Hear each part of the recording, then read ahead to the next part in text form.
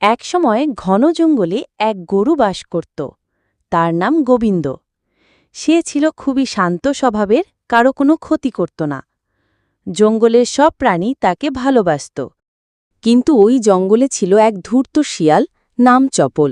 সে সবসময় কারো ক্ষতি করে নিজের লাভ করতে চাইত।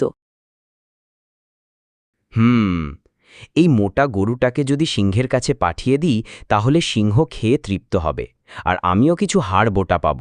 শিয়াল সিংহের কাছে যায়। মহারাজ, দারুণ এক খবর এনেছি। দক্ষিণ পাশে একটা মোটা তাজা গরু আছে।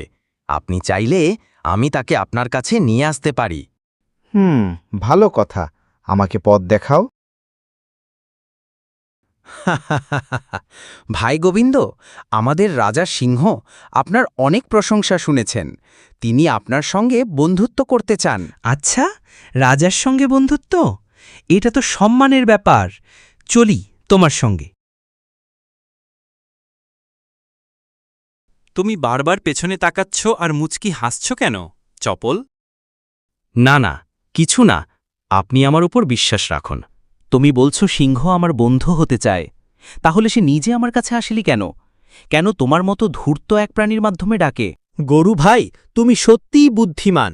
আমি শিয়ালের কথায় ভুল পথে এসেছিলাম। এখন বুঝতে পারছি সত্যিকারের সাহস ও সততা কাকে বলে। চপল, তুমি আমার নামে চক্রান্ত করেছ। এখন থেকে তুমি এই জঙ্গল থেকে বিতাড়িত। শিয়াল দৌড়ে পালিয়ে যায় ওখান থেকে। চলো গোবিন্দ, এবার আমরা সত্যিকারের বন্ধু হব। হ্যাঁ রাজাধিরাজ, কিন্তু এবার যেন কেবল বন্ধুত্বই থাকে, শিকার নয়। এই বলে দুইজন হাসতে হাসতে চলে যায়।